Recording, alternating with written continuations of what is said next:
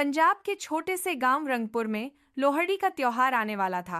गांव में चारों ओर उत्साह था। हर कोई तैयारियों में जुटा हुआ था।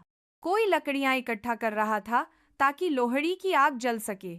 कोई अपने ढोल को ठीक करवा रहा था ताकि नाच गाने में कोई कमी न रहे। और कुछ लोग रेवड़ी और मूंगफली खरीदने के लिए शहर जाने की योजना बना रहे थे। लेकिन रंगपुर के पास ही एक जंगल था जहां एक चालाक बंदर रहता था जिसका नाम था चिंटू। चिंटू सिर्फ शरारती ही नहीं था बल्कि वह बहुत समझदार भी था।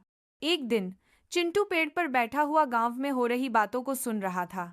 उसने सुना कि एक किसान कह रहा है, इस बार मूंगफली बहुत महंगी हो गई है। यह सुनते ही चिंटू के दिमाग में एक शानदार बिजनेस आइडिया आया। चिंटू ने तुरंत जंगल से कुछ चीजें इकट्ठा करने की सोची। उसने लकड़ी ढूंढी, एक पुराना टीन का टुकड़ा खोजा और कुछ बोरे भी इकट्ठे किए। अगली सुबह जब गांव वाले चौराहे पर पहुंचे तो उन्होंने एक अद्भुत दृश्य देखा। एक बंदर मूंगफली की दुकान लगाए बैठा था। उसकी दुकान के ऊपर एक टेढ़ा मेढ़ा बोर्ड टंगा हुआ था। बोर्ड पर लिखा था, लोहड़ी स्पेशल मूंगफली जंगल फ्रेश। यह देखकर गांव वाले हैरान रह गए। एक छोटा बच्चा अपनी माँ से बोला, माँ देखो तो, ये बंदर तो दुकानदार बन गया। चिंटू बड़े ही स्टाइल में मूंगफली तौल रहा था। कभी वह किसी को थोड़ी ज्यादा मूंगफली दे देता तो कभी किसी को थोड़ी कम, लेकिन हर बार जो भी उसकी दुकान पर आता, चिंटू ढोल की थाप पर अपना सिर हिलाता और नाचता। गांव की महिलाएं हंस हंस कर कहती, इस बंदर से मूंगफली खरीदो क्योंकि इसके साथ खुशी मुफ्त मिलती है। धीरे धीरे चिंटू की दुकान पूरे गांव में सबसे फेमस हो गई। लोग आपस में कहने लगे, इंसान से अच्छा तो ये बंदर बेच रहा है। फिर आखिरकार लोहड़ी की वह खास रात आ ही गई। गांव में आग जलाई गई, ढोल बजने लगे और सभी लोग नाचने लगे। चिंटू ने भी अपनी दुकान बंद कर दी और आग के पास आ गया। उसने गांव वालों को मुफ्त में मूंगफली बांटी और फिर वह खुद भी भांगड़ा डालने लगा। चिंटू को नाचता देख गांव वाले और भी खुश हो गए। गांव का सरपंच यह सब देखकर बहुत खुश हुआ। सरपंच ने कहा, आज की लोहड़ी सबसे खास है क्योंकि इसमें एक बंदर भी अपना है। उस दिन गांव वालों ने एक महत्वपूर्ण बात सीखी।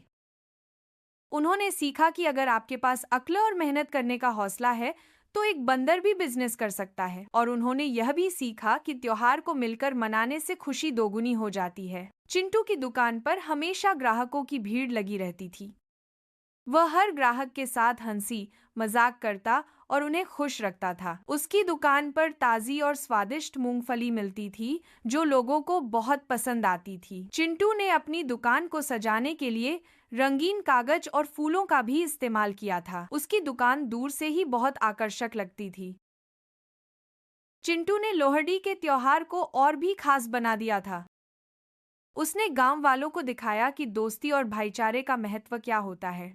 उसने यह भी साबित कर दिया कि कोई भी काम छोटा या बड़ा नहीं होता, बस उसे करने का तरीका सही होना चाहिए। चिंटू की कहानी गांव के बच्चों के लिए प्रेरणा बन गई थी। वे भी चिंटू की तरह कुछ नया करने और अपने गांव का नाम रोशन करने का सपना देखने लगे थे। चिंटू ने गांव वालों को यह भी सिखाया कि हमें हमेशा दूसरों की मदद करनी चाहिए। उसने अपनी कमाई का कुछ हिस्सा गरीब और जरूरतमंद लोगों को दान किया। चिंटू एक सच्चा और ईमानदार दुकानदार था। वह कभी भी ग्राहकों को धोखा नहीं देता था और हमेशा उन्हें सही दाम पर मूंगफली बेचता था। चिंटू की ईमानदारी और मेहनत की वजह से उसकी दुकान हमेशा चलती रही। लोहड़ी की आग जलती रही, ढोल बजता रहा और चिंटू बंदर गांव का सबसे प्यारा और चहेता दुकानदार बन गया। उसकी कहानी हर साल लोहड़ी के त्योहार पर सुनाई जाती थी और लोग चिंटू को हमेशा याद रखते थे। चिंटू ने साबित कर दिया कि दोस्ती और भाईचारे से बढ़कर कुछ नहीं होता। उसने यह भी दिखाया कि मेहनत और ईमानदारी से कोई भी सफलता हासिल कर सकता है। चिंटू की कहानी हमेशा लोगों को प्रेरित करती रहेगी और लोहड़ी का त्योहार हमेशा चिंटू की याद दिलाता रहेगा। चिंटू बंदर हमेशा गांव वालों के दिलों में बसा रहेगा।